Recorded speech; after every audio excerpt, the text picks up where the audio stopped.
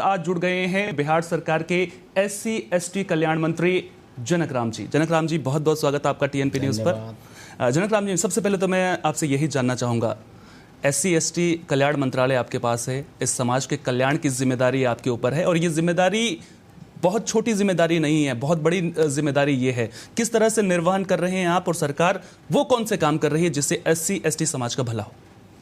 आपके चैनल के माध्यम से हम बिहार प्रदेश के अनुसूचित जाति जनजाति समाज के भाई बहनों को हम धन्यवाद देना चाहते हैं। जैसे आपने पूछा कि आपके डिपार्टमेंट के द्वारा इस वर्ग के लिए अनुसूचित जाति जनजाति छात्र छात्राओं के लिए क्या हो रहा है, मुझे बताते हुए खुशी हो रही है कि राज्य के यशस्वी मुख्यमंत्री आदरणीय नीतीश कुमार जी के नेतृत्व में अनुसूचित जाति जनजाति और खास करके अनुसूचित जाति जनजाति कल्याण विभाग के द्वारा पूरे बिहार में 101 कल्याण छात्रावास संचालित होता है, जिसमें हजारों विद्यार्थी मुफ्त शिक्षा अध्ययनरत होते हैं। उसी कड़ी में पूरे बिहार के 38 जिले में 101 अनुसूचित जाति बालक बालिका छात्रावास है, आवासीय विद्यालय है और 17 अनुसूचित जनजाति के लिए यानी 118 कुल अब तक विद्यालय संचालित हो रहा है, जिसमें लाखों अनुसूचित जाति जनजाति की बच्चियां और बच्चे मुफ्त में शिक्षारत हैं। ये खुशी की बात है।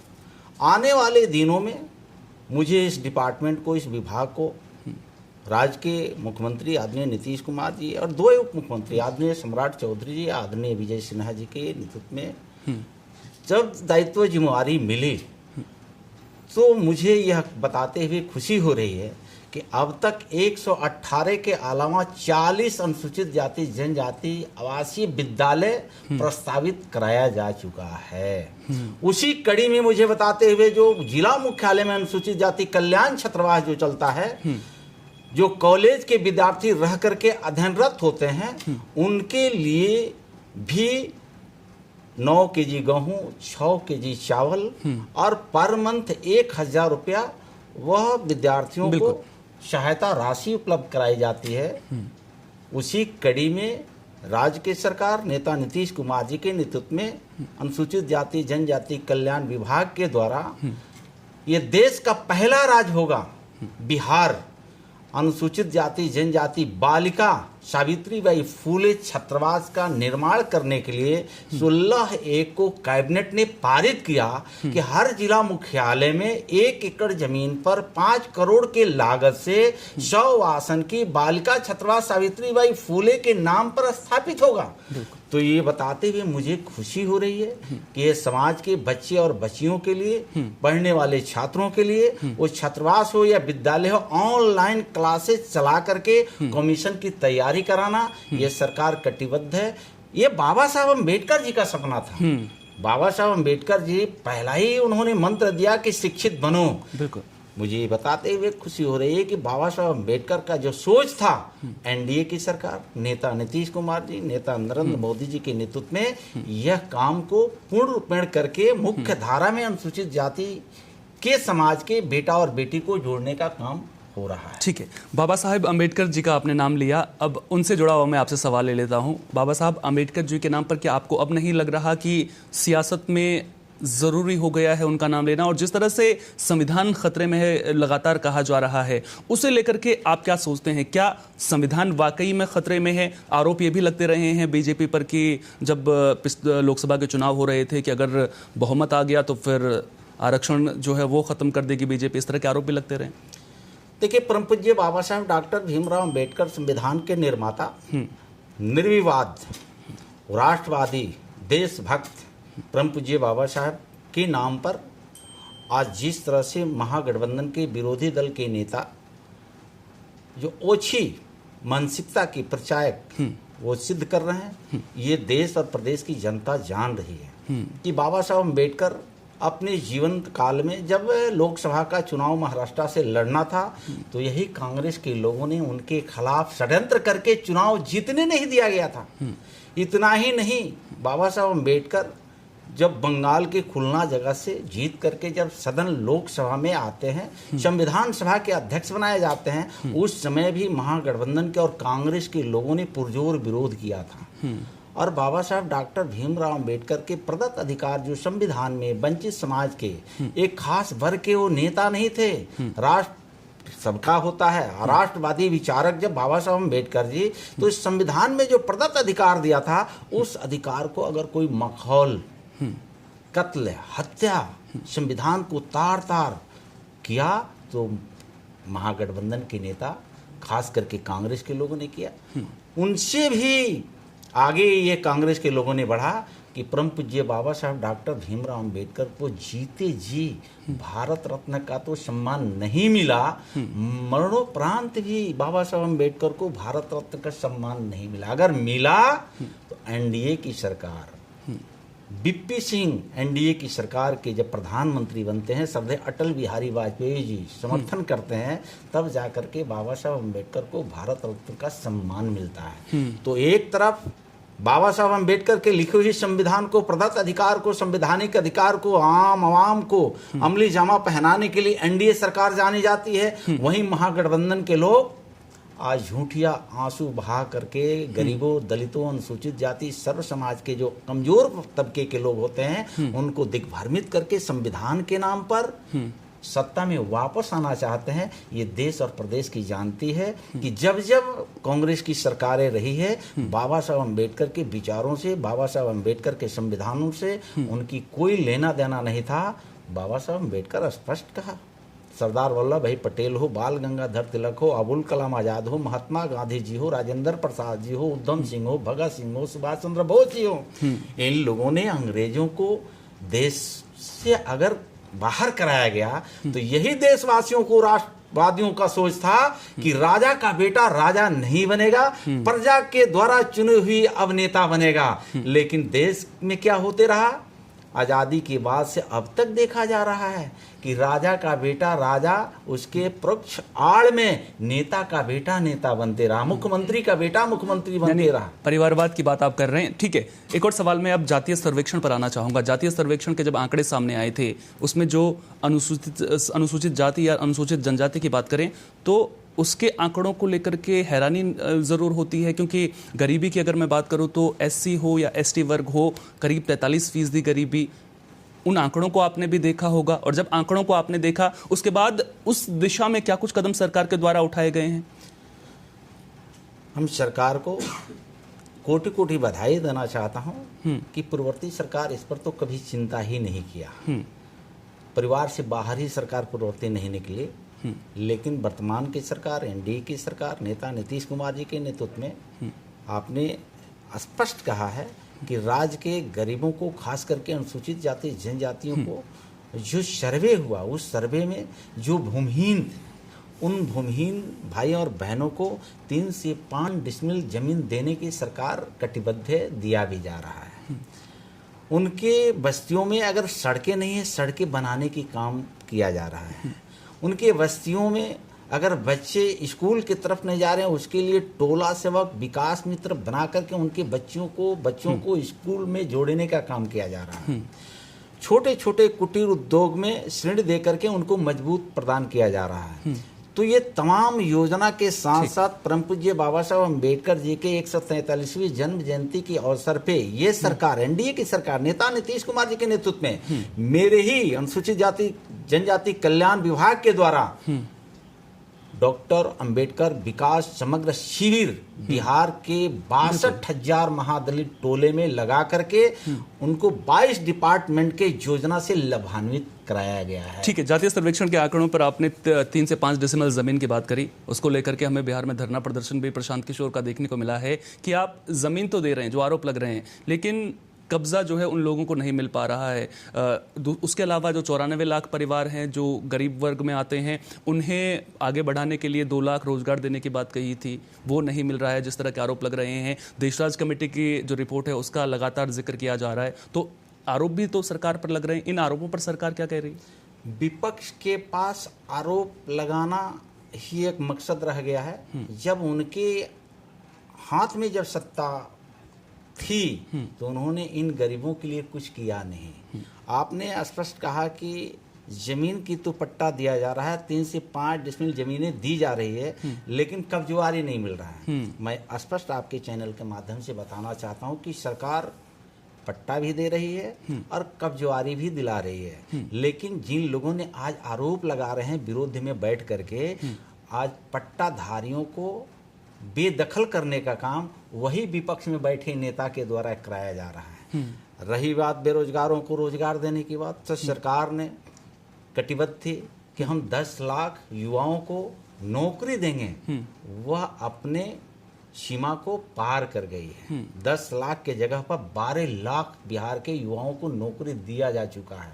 तो ये सरकार जो कहती है वो करके दिखाती है, लेकिन विरोधी दल के नेताओं के पास जब सरकार थी, जब करने का अवसर था, जनता ने उनको चुन करके कांग्रेस को सत्ता से बाहर किया था। इन लोगों ने क्या किया? बिहार के लोगों ने देखा नौकरी के नाम पर जमीन लिखवाना, नौकरी के नाम पर पैसा वसूल करना, सरकार में आकर के अलकतरा खाना, सरकार में बैठ करके चारा खाना, गरीबों को मौलिक जो अधिकार था उसको हनन करना, ये बिहार की जनता देखी है। तभी तो महागठबंधन की सरकार को सत्ता से बाहर किया 2005 में, और 2005 से निरंतर एनडीए की सरकार नेता नीतीश कुमार जी के नेतृत्व में जनता भरोसा और विश्वास रखती है। उस भरोसे और विश्वास पर नेता नीतीश कुमार जी खरा उतर रहे हैं। ठीक है, नीतीश कुमार जी खरा उतर रहे हैं और जनता अब क्या भरोसा करेगी 2025 में, वो भी देखने वाली बात होगी। सवाल मेरा अगला आपसे है, अगर SC/ST वर्ग की मैं बात करूं तो क्या कुछ वो वजहें हैं जिसकी वजह जो समृद्धि में जो है आड़े आ रही हैं,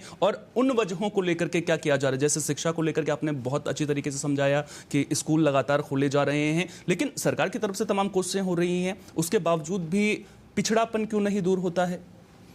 कि अनुसूचित जाति जनजाति के समाज के लोगों को पिछड़ापन दूर हो रहा है।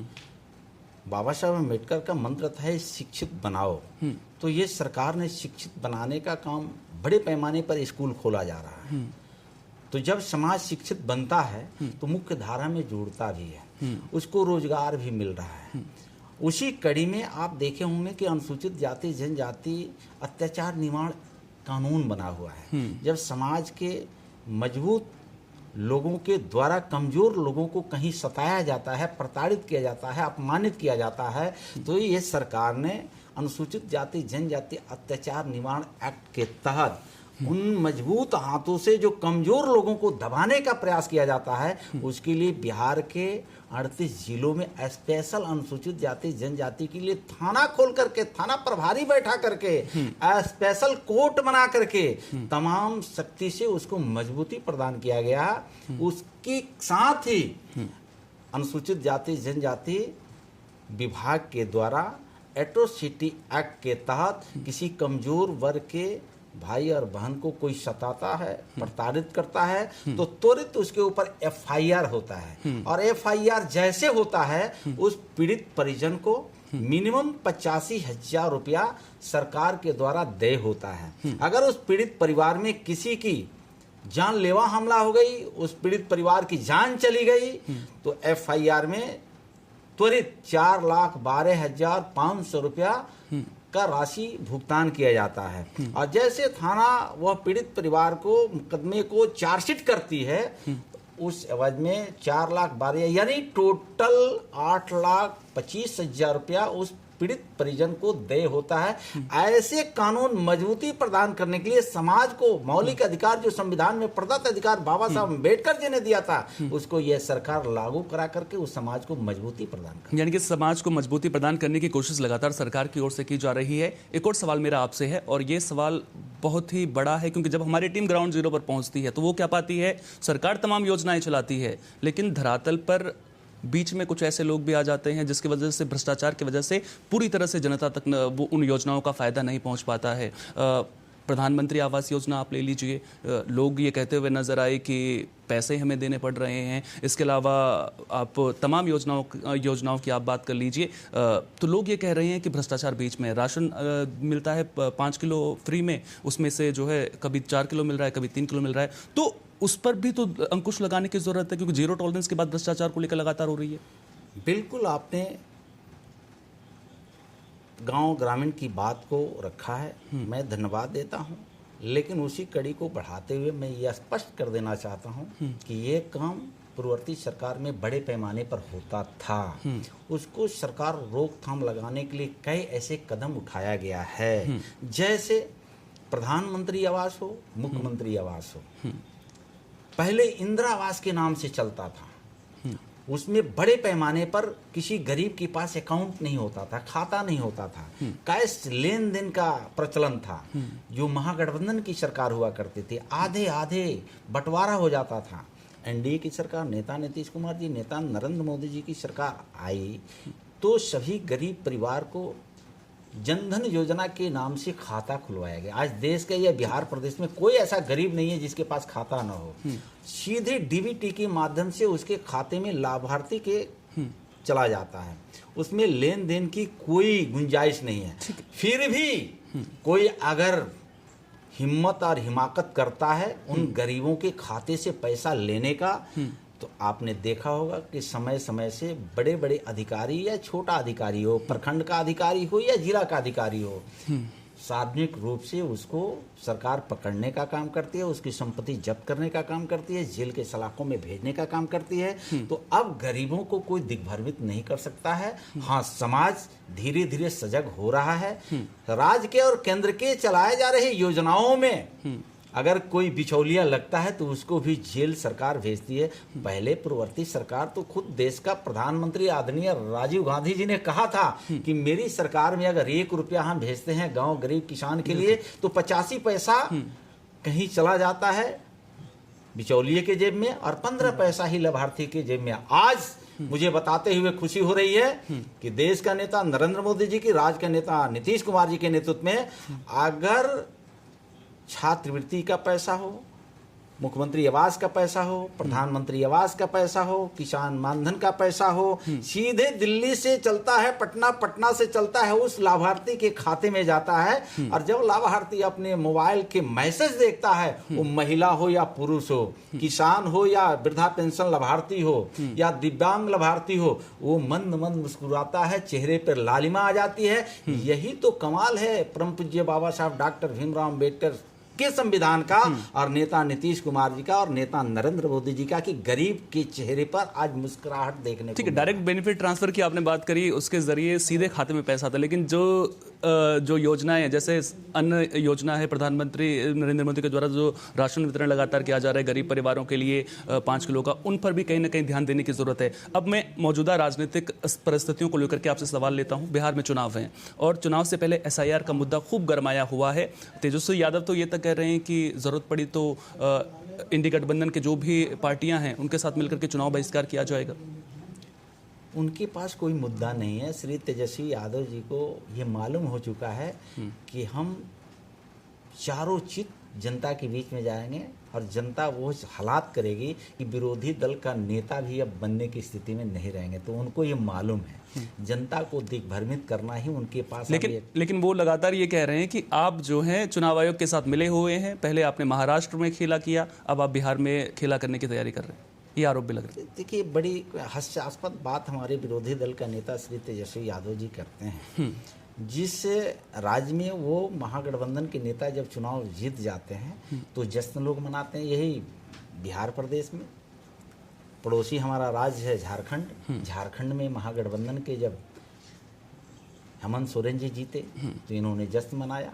बिहार प्रदेश में 40 लोकसभा का सीट है जिसमें 30 एनडीए के खाते में आई और 10 इनके खाते में गया। इन्होंने कभी चुनाव आयोग के ऊपर उंगली नहीं उठाया, कभी ईवीएम के ऊपर उंगली नहीं उठाया। तो कहीं ना कहीं बिहार और देश की जनता देख रही है। अब इनको ये अनुभव हो चुका है, इनके नेताओं की जानकारी हो गई है कि जिस तरह से गरीब, किसान, दिव्यांग, महिला, पुरुष, नौजवान, छात्र को काम एनडीए की सरकार कर रही है, अब इनके पास अब जनाधार अब माई समीकरण भी टूट चुका है, दरक चुका है। अब इनको डर सता रहा है कि हम कौन से काम लेकर के जनता के बीच में जाएं। जब जनता के बीच में जाते हैं तो इनके माता पिता के किए हुए करतूत को पुत्र हैं तो निश्चित रूप से इनको जवाब देना पड़ेगा। आरोप ये भी लगते हैं कि लालू यादव ने जो कुछ भी किया, जब जनता के बीच में मैं गया इस सवाल को लेकर के, लालू यादव ने जो कुछ भी किया वो आप लालू यादव से पूछिए, आप तेजस्वी यादव को क्यों उसमें घसीट रहे हैं? ये भी जनता लगातार ये कहती हुई नजर आ रही है। बिल्कुल। जब लालू जी श्रीमती राबड़ी जी के पुत्र श्री तेजस्वी यादव जी हैं तो लोकतंत्र में आप तो विरासत में आए हुए हैं। आपके पिताजी सजा हफ्ता है, वो सुप्रीम कोर्ट का निर्णय है। तो जब लोकतंत्र में प्रजातंत्र के परिधि से जब जनता के चुने हुए नेता जब जनता की बात करती है तो आप जनता के बीच से आकर के जब जनता के बीच में फिर जाते हैं तो जनता तो आपके माता पिता का किए हुए कार्यों को निश्चित रूप से याद करेगी। जब हम बाबा साहब डॉक्टर भीमराव अंबेडकर के संविधान लेकर के समाज को बताने का काम करते हैं कि संविधान को बदला जा रहा है, संविधान को कुचला जा रहा है, तो बिहार की जनता क्यों नहीं पूछेगी कि श्री तेजस्वी यादव जी उसी संविधान के निर्माणकर्ता बाबा साहब अम्बेडकर को, तैलीय चित्र को आपके पिता श्री लालू प्रसाद यादव जी कदमों में रखते हैं, अपमान करते हैं, बेइज्जत करते हैं। तो आप श्री तेजस्वी यादव जी आपके अपने पिताजी के किए हुए कार्यों को जनता क्यों नहीं पूछेगी? एक तरफ संविधान दिखाते हैं, उसी संविधान के बदौलत आपने कई ऐसे राज्यों में श्रीमती इंदिरा गांधी जी के नेतृत्व में सरकार को बर्खास्त किया जाता था। बिहार प्रदेश में कैसे कैसे आपने सरकार चलाई जो बिहार की जनता ने देखी है। कानून को आपने मखौल उड़ाया। अब महापुरुषों को मखौल और महापुरुषों को अपमान करना आपके पिताजी का अगर ध्येय बन गया है तो जनता तो आपसे पूछेगी। ठीक है, तो जनता सवाल पूछेगी। आखिरी सवाल आपसे, बिहार में चुनाव है, कितनी सीटें एनडीए जीत रही है इस बार? एनडीए की सरकार थी, है और रहेगी। सीटें 243 सीटें हैं। जिस तरह से जनता के बीच में हमारे माननीय मुख्यमंत्री नीतीश कुमार जी, 2 उप मुख्यमंत्री और किए हुए कार्यों के बदौलत 243 में प्रचंड बहुमत। अब तो जनता खुद कह रही है कि 2025 में 225 फिर एनडीए फिर नेता नीतीश। तो ये जनता की आवाज है और मुझे लगता है कि जनता जो कहती है वो जमीन की बात कहती है, अपने दिल की बात कहती है। तो नेता नीतीश कुमार जी और नेता नरेंद्र मोदी जी के नेतृत्व में बिहार की 14 करोड़ जनता नजर आ रही है। अपने किए हुए कार्यों पे हम सबको भरोसा भी है। तो आने वाले दिनों में नेता नीतीश कुमार जी के ही नेतृत्व में सरकार बनेगी। ठीक है, बहुत बहुत शुक्रिया जनक राम जी, आपने अपना कीमती वक्त दिया, हमारे साथ में बातचीत की। तो ये थे बिहार के SC/ST कल्याण विभाग के मंत्री जनक राम जी, जिन्होंने तमाम अहम मुद्दों को लेकर के अपनी बात रखी।